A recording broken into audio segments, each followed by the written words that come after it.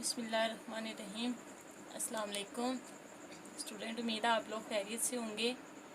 आज का जो मेरा लेक्चर है वो 9th फिजिक्स है, चैप्टर नंबर 6 पोटेंशियल एनर्जी। ठीक है, इससे जो पीछे वाला लेक्चर था वो मेरा था kinetic energy.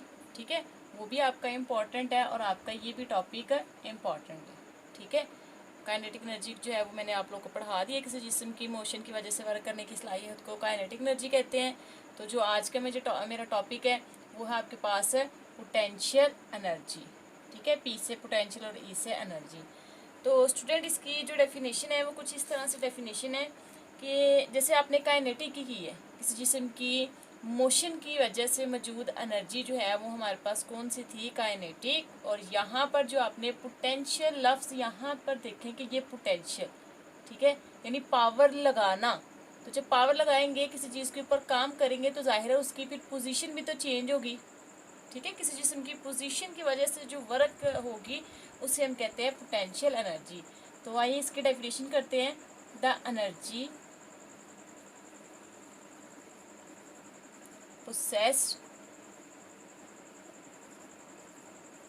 by a body due to its position, ठीक है, is called potential energy। ठीक है स्टूडेंट, तो क्या डेफिनेशन मैंने यहाँ पे बताया था, energy possessed by body due to its position is called potential energy. तो स्टूडेंट इसमें एक डेफिनेशन और आई है और वो डेफिनेशन है हमारे पास ग्रेविटेशनल पोटेंशियल एनर्जी। ठीक है, जी से ग्रेविटेशनल, पी से पोटेंशियल और ई से एनर्जी। अच्छा, ये बताने से पहले मैं आप लोग को बता दूं कि जो आपके पास पोटेंशियल एनर्जी है तो ये कहाँ कहाँ इस्तेमाल होती हैं। ये जो एनर्जीज़ है, एनर्जीज़ की मुख्तलिफ इकसाम है, जैसे मैंने पीछे वाले लेक्चर में बताया भी था। एनर्जी की मुख्तलिफ इकसाम है, मैकेनिकल कह सकते हैं, sound, heat, light, chemical, nuclear वगैरह, ये सभी की सभी एग्जाम्पल किसकी है, एनर्जी की। अब यहाँ पोटेंशियल आया हुआ है तो पोटेंशियल ज़ाहिर है फिर हर एक का चीज़ में आपने काम करना है। जैसे जो पानी है तो पानी भी तो बुलंदी से जब नीचे आएगा तो उसमें भी हम कह सकते हैं कि उसमें कौन सी एनर्जी स्टूडेंट होती है, पोटेंशियल एनर्जी। ठीक है, इसी तरह जो आपके पास तनी हुई कमान है, जैसे तीर अंदाजी कहते हैं, तो उसमें हमारे पास जो एनर्जी होती है वो स्टूडेंट इलास्टिक होती है। ठीक है, इलास्टिक वो इस वजह से होती है कि जब आप लोग तीर को ऐसे खींचते हैं तो वो जो डोरी होती है उसमें क्या चीज़ पैदा होती है, टेंशन। ठीक है, तो उस वजह से जो तनी हुई कमान में जो एनर्जी होती है वो हमारे पास इलास्टिक होती है।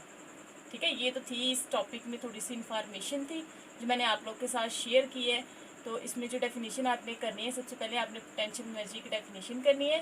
ठीक है, उसके बाद यहाँ पर है ग्रेविटेशनल पोटेंशियल एनर्जी। उसने क्यों यहाँ पर इस टॉपिक में इस ग्रेविटेशनल का जिक्र किया। ठीक है, अब देखें कि अब पोटेंशियल है तो जाहिर आपने जोर लगाकर किसी चीज़ को ऊपर फेंकना है तो वो भी आपके पास क्या हुई है, पोटेंशियल लगाई है आपने। ठीक है, वर्क किया है। अगर कोई चीज़ ऊपर से नीचे आएगी तो वो भी क्या करेगी, पोटेंशियल लगाएगी। तो इन सभी में किस चीज़ का जिक्र हुआ है, ग्रेविटी का जिक्र हुआ है। ठीक है, ज़मीन की कशिश का जिक्र हुआ है, इस वजह से उसने यहाँ पर जो डेफिनेशन बताई है वो ग्रेविटेशनल पोटेंशियल एनर्जी की जो डेफिनेशन है वो इस तरह से है, the energy possessed by a body due to its height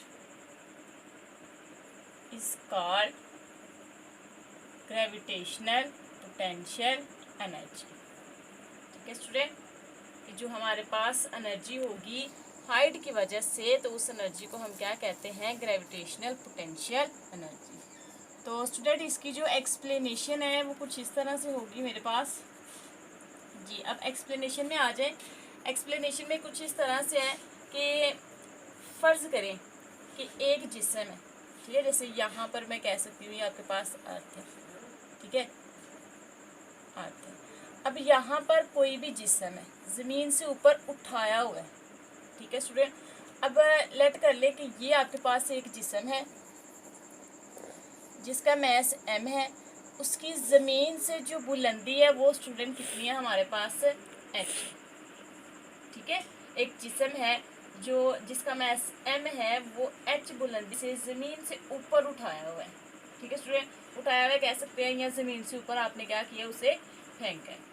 तो इसकी जो आपने एक्सप्लेनेशन लिखनी है वो कुछ इस तरह से है, let a body of mass m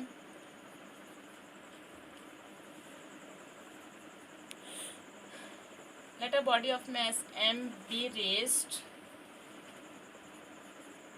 up through height h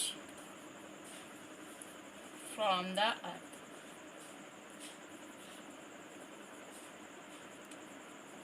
ठीक है स्टूडेंट, कि हमारे पास एक जिस्म है जिसका मास m है, उसे उठाया गया है हाइट h से। कहाँ से उठाया गया है उसे? ज़मीन से। तो अब यहाँ पे देखें कि जिस्म को आप लोग ने ऊपर उठाया हुआ है, ठीक है, तो पोटेंशियल तो लगा है ना। तो वो जो आपने ऐसे कोई भी जिस्म को ऐसे ऊपर करके फेंका हुआ है या ऊपर उठाया हुआ है, तो अब यही बोर्ड मार्कर ले लिया। अब मैंने भी तो ज़मीन से ऊपर ये कोई भी चीज़ वज़न उठाया हुआ है, ठीक है।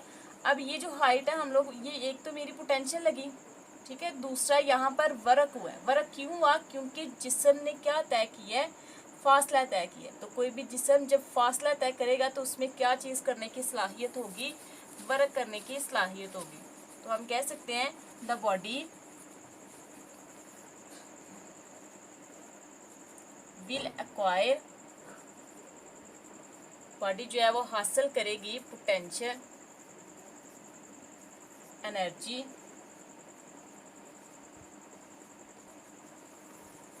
विच is equal to work done. ठीक है, तो क्या आता है यहाँ पर कि हमारे पास जो पोटेंशियल एनर्जी है वो इक्वल किसके है स्टूडेंट? वर्क डन के। तो पोटेंशियल एनर्जी तो हमने मालूम करनी है। मैंने आप लोग को पिछले वाले चैप्टर में बताया है कि जो वर्क डन है वो हमारे पास किसके इक्वल होता है स्टूडेंट? यहाँ पर जो आपका ये स्टार्टिंग वाला चैप्टर था जहाँ पर वर्क की डेफिनेशन आई थी और वो इक्वल थी F(h). ठीक है, उसकी डेफिनेशन भी थी वर्क डन की। Work done is the product of force and displacement. ठीक है, तो वर्क डन किसके इक्वल होता है हमारे पास? F(h). बट फोर्स जो है वो इक्वल किसकी होती है? वेट की। ठीक है स्टूडेंट, तो फिर हमारे पास यहाँ से जो पोटेंशियल एनर्जी है वो हमारे पास क्या आ जाएगी? F की जगह हम क्या दर्ज कर सकते हैं? W(h). लेकिन हम जानते हैं कि W किसके बराबर होता है?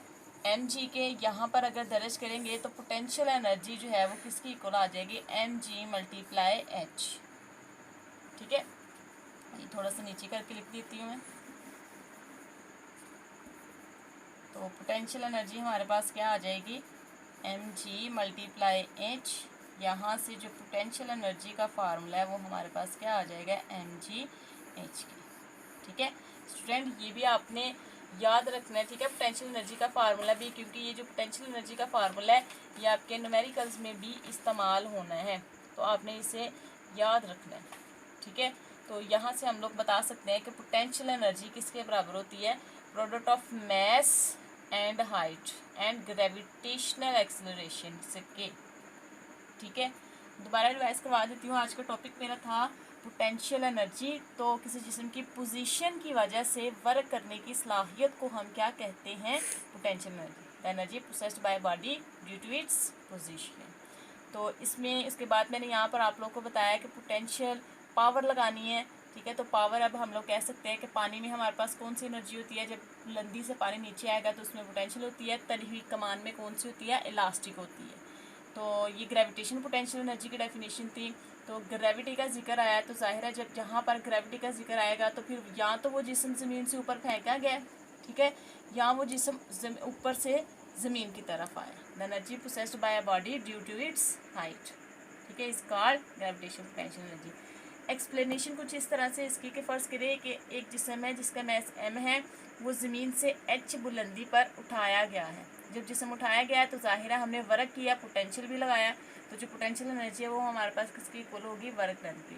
तो यहाँ से आपने पीछे वाला ये चैप्टर का फर्स्ट था डेफिनेशन थी वर्क डन इक्वल किसके होता है, F मल्टीप्लाई H के। लेकिन हम जानते हैं कि फोर्स और वजन दोनों एक जैसे मिकदार है और दोनों एक दूसरे के इक्वल होती हैं। तो F की जगह यहाँ पे क्या दर्ज किया, W, और W हमारे पास वेट जो है वो किसके इक्वल होता है, mg के, और यहाँ से हमारे पास किसका फार्मूला आ गया, पोटेंशियल एनर्जी। ठीक है स्टूडेंट, उम्मीद है आप लोग को समझ आ गई होगी। खुश रहें, दुआ में मुझे याद रखें। अल्लाह हाफिज़।